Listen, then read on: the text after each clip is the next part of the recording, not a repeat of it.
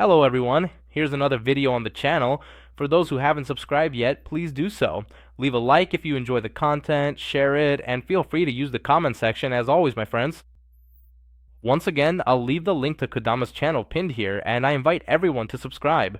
Kodama is one of the greatest intellectuals in our community, a guy who's an expert in male psychology and who's helping a lot of men. And then, the legendary Angry Fox, for those who know Kodama are aware of his brilliance. For those who have only heard about him or don't know him yet, you're invited to check out Kodama's channel, alright? I'll leave the link in a pinned comment. And let's get into today's topic as promised, right? A special topic for Valentine's Day. And I find it funny to start talking about this, because it kind of gives a sense of chronology, doesn't it? About what Valentine's Day was like back in the 90s and 2000s. And I never thought that now, in my third decade of life, I'd be able to do an analysis based on what I actually experienced. What do I mean by that? I remember back in the early days, like 2004, 2005, even 2008, I really had this idea that what I was living through at that moment, that generation that was still mixing analog with digital, that whole Orchid, MSN, Photolog, Flogal vibe, along with that more analog world where there were no smartphones, it was the era of those brick cell phones, SMS, and at most, you'd leave the house with a Sony Cybershot to take some pictures with a digital camera. I never thought, I actually believed that time was already way too modern, and that it wouldn't be a period people would feel nostalgic about in the future. Or something like that, you know? I really bought into that whole boomer talk, thinking that was already a lost generation. And looking back now, I see that it's not about romanticizing the past. Or is it just glorifying nostalgia or something? But I do see that it was still a healthier time in a lot of ways, and our relationships back then were completely different, right? You can see that, at least with the social networks we had back then, even if it was just Urkut, Fotolog, or even MSN statuses. It's not that guys weren't simps, romantics, or anything like that, but you could see women were more active on social media. When it came to posting photos or writing long posts, it was mostly women who did that. So you could tell that romanticism was more on the feminine side, more with women than with men. And today, I see that things have completely flipped. Nowadays, it's crazy. You see that only 13 or 14 years have passed, and the world seems to have changed completely when it comes to this. Today, you see men's photos on social media posting, at least from what I'm seeing and from talking to some friends. Men are posting more photos too. The guys are always smiling more, looking happier, while the women have a more serious look. Or even when they're smiling, they seem more worried about how they'll look in the pictures. In short, you see men much more dedicated to this romanticism, this Eros type passion on social media than they used to be, at least, right? Since it's a bit hard to measure who does it more, in my view, men are posting more than women. I want to see your comments. You guys out there posting. A bunch of people putting up stories about dinner, even when they can't really afford it. That's something people from the upper middle class, the elite, do, you know? You'll see these people out there. Dinner's costing 400 or 500 reais without stealing. That doesn't mean anything, Figuera, stealing or not, you know? So, like, now I see a lot of guys getting into debt, you know, doing surprises, trips, splitting it into 12 payments, and then there's the financial hole. A lot of guys are getting into something totally uncertain with modern relationships, right? I mean, it's crazy, isn't it? And I'm not even getting into the whole thing about a woman's past or laws or anything like that, which obviously should be taken very seriously. I'm still just scratching the surface here, keeping it light. The start of this analysis, right, is about how so many men are getting themselves buried in short-term debt, and some even make the mistake of taking out loans. But I've already talked about that in previous videos. And in the future, I'll make a video specifically about real estate financing, you know, for couples from Generation Y who want to play house. But you can see there, you can really see a shift in the landscape, with men taking on a more romantic attitude and women being more narcissistic than ever, which is just their nature. Biological determinism really helps to clarify a lot of this here in our community.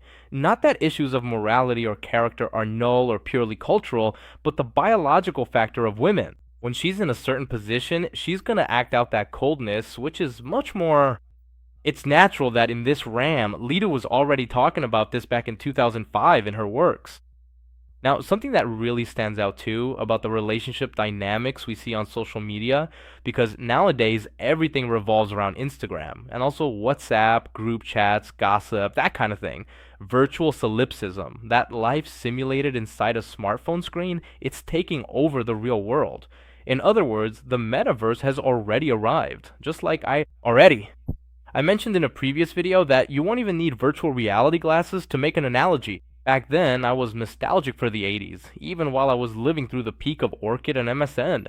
Maybe if the metaverse, virtual reality, and VR glasses really take off, this era right now might even be seen by the younger Gen Z crowd as a good time.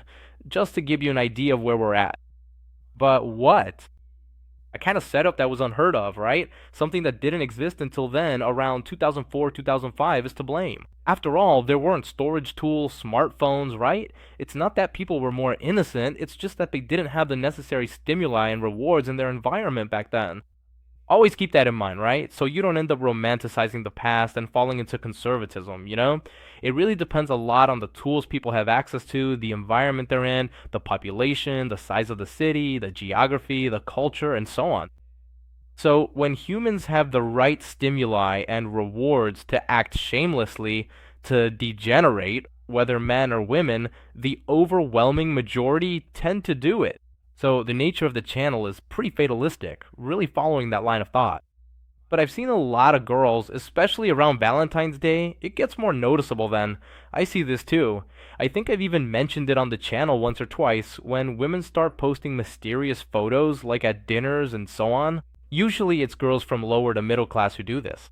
The more high class girls, those rich girls from elite families in the city, or even from wealthy farming backgrounds. Not that they never do this, but it's not as common as with the middle class girls who end up getting dazzled by it. With any dish that has oysters or something like that, or a more expensive wine. These are women posting photos with boyfriends or flings, keeping them mysterious. On Valentine's Day, I saw a lot of this, and I'm just gonna say it straight up what this is all about.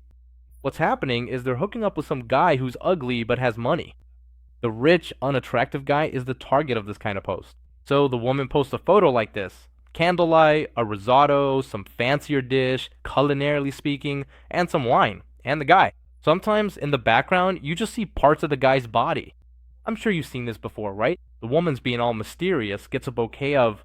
I've seen girls getting those flower bouquets with truffles, things I know cost between 400 and 600 reais, depending on where you are, super expensive bouquets, and she doesn't even tag the poor guy, he gives her a 500 real bouquet, right? And he doesn't even get tagged. And that's not even counting the dinners women post, like a little plate of carpaccio or even some dessert, and the guy doesn't show up. The simp is there paying for everything, and he doesn't even appear, right? Usually that's some kind of arranged deal. Some Gen X guy, a 40 something, gray haired dude, or even a younger guy, just ugly. Women hide these guys. It's just like such outrageous nerve. But anyway, you guys are feeling sorry for these guys. In this case, the whole Dan Sanjismo thing is just about getting screwed over, so let them get screwed.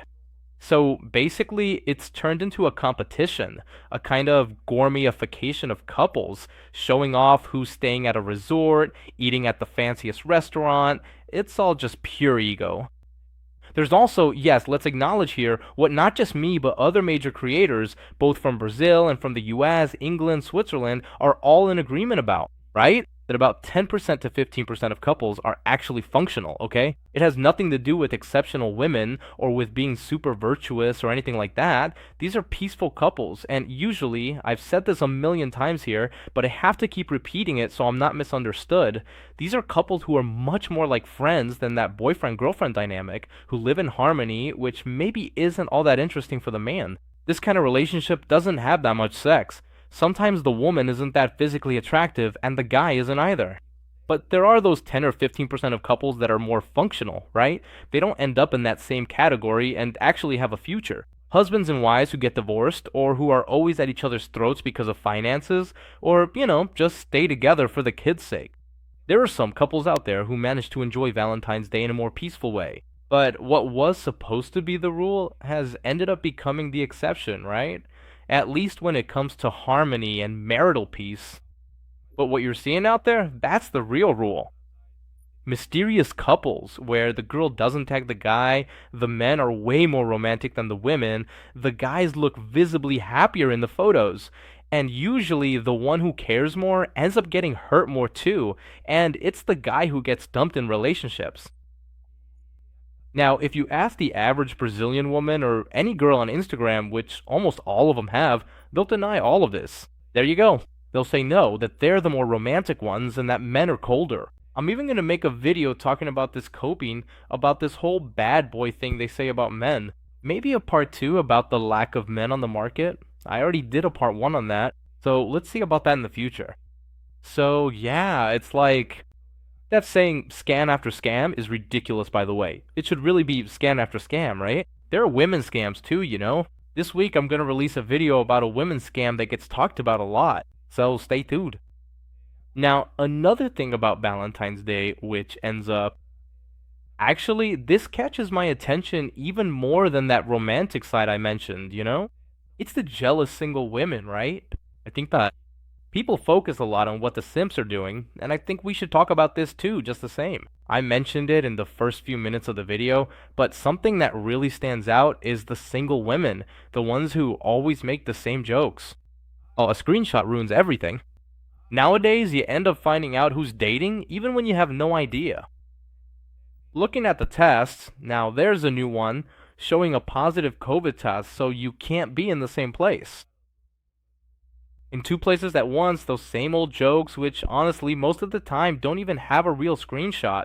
None at all. And in other cases, maybe there is, but they don't have the guts to take the screenshot, so it's pointless. And they just keep chatting about it, right? They wish they were dating, obviously, especially the beautiful women who are single. They wish they were dating guys who don't even exist here in Brazil. Brazil is one of the worst countries in the world for you to be an Instagram spinster. Because if you're an Instagram spinster, the level of men here is ridiculously low because it's what women demand. Brazil is a den of ugly and poor men, and the few good looking standout guys that exist, either they're already dating someone, or they don't want anything serious, or the numbers just don't add up. There are way too few of them for everyone. So, in the end, the single women in their 30s end up suffering a lot, especially with this whole Valentine's Day thing, because it's always those same little conversations from screenshots, right? Making jokes about being the side chick, or like, oh, let's organize a singles barbecue. It's just so lame. Valentine's Day Instagram posts, I actually think those are even more annoying than all the lovey-dovey couples out there. So as we get to the final stretch of the video, basically that's what Valentine's Day is about. It's women going out with boyfriends they don't even like that much, but hey, it's what they've got for now, right? With that really questionable look on their faces, you know? Women with their mysterious boyfriends who are usually ugly and loaded with money. Guys out there leading the charge for romance and spending money they don't even have, getting themselves into debt, right? As if the crisis in Brazil and the price of gas weren't enough already.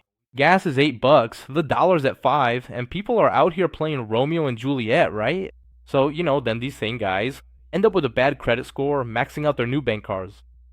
Then they start complaining about the government, about their boss, right? But if you take a closer look, a lot of times the guy, and it's usually a guy who still lives with his parents. Sometimes he doesn't even have any fixed expenses, lives in a house that's already paid off. Or maybe not, maybe he has to help out with the bills, but still.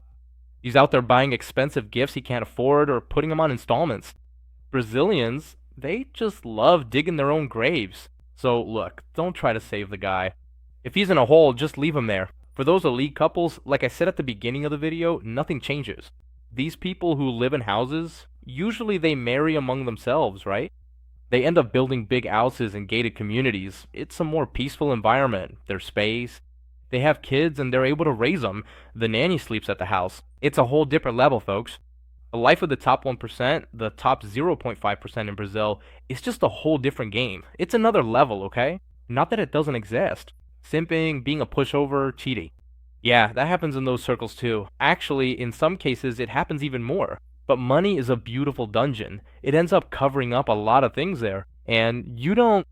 The damage, therefore, for social purposes is much less than what the common people do. So the thing is, really, it's calamitous, okay? These guys, they don't realize they're in a third world country, that the environment, not just in legislative terms, but culturally and now even biologically, which is obvious now, is totally different. It's much worse. It's really bad for men, honestly. Like I said, there are some couples who are more at peace, sure. That kind of couple, in my view, comparing it to my own life and speaking personally, for me, no. It doesn't do anything for me, one way or the other. That's the kind of relationship I wouldn't have, that more friend like buddy buddy relationship. But there are people who are happy with that. And then there are people who are going to have a different kind of life. So I know that a lot of people here on the channel don't agree with that either, but I can't deny that it does exist. There are couples who are more peaceful and harmonious, but they're the minority. Most people live with these ups and downs, these emotional roller coasters. That's actually very advantageous for women, because women like that. And the guy, a lot of times, is just running around like a headless chicken, and he'll keep acting like a simp for his ex-girlfriends. And more, you'll also see all these single women complaining. And for us here in the community, the thing is, you really have to adopt a ronquipillo mindset, you know? Focus on the small stuff. You get it? Don't fall into some of life's traps. I'm gonna make a video talking about some traps for single men from the lower middle class and below. Things you can actually avoid. I'm not promising a get rich formula, but I can definitely share some thoughts on how not to screw yourself over. So in the future, I'll bring a video about that, which has actually already been requested here on the channel. Oh, another archetype that I ended up forgetting to mention before I wrap up the video, it just came to mind now. Bunch of girls out there calling. Man, that's even more ridiculous than the little jokes they make. Those jealous hints at people who are dating. I've seen women hugging teddy bears calling them bae. I've seen women hugging a bottle of wine, calling it bae, a bottle of gin on Valentine's Day, on Singles Day, at home, with friends. You know, that whole thing of drinking wine and all that, pretending they're all happy. Meanwhile, they're not all in relationships. So yeah, it's a real horror show, right? I'm sure you all saw it too. Women calling stuffed animals, objects, even their own dad, or even saying he's the only man. You know, that whole speech, the only man in my life, and so on. It's bottles of hard liquor or even beer being called bae. That's something ridiculous too, just to have it on record before I wrap up the video. Now, for real, I recommend to everyone. Everyone's talking about it. I went to watch it, and honestly, it's amazing. Top Gun. First, I watched the one from '86. I watched it just the other day. Yeah, the '86 one, that's on Star Plus, which is Top Gun 1. Yeah, on Star Plus. I think it's on Global Play too, right? Then check it out for yourselves. Watch the first one from '86 and then go see Top Gun 2 in theaters. The movie really is everything people are saying about it. It's really true, okay? It's incredible, and that's my tip for you, alright? A big hug to all of you, my friends.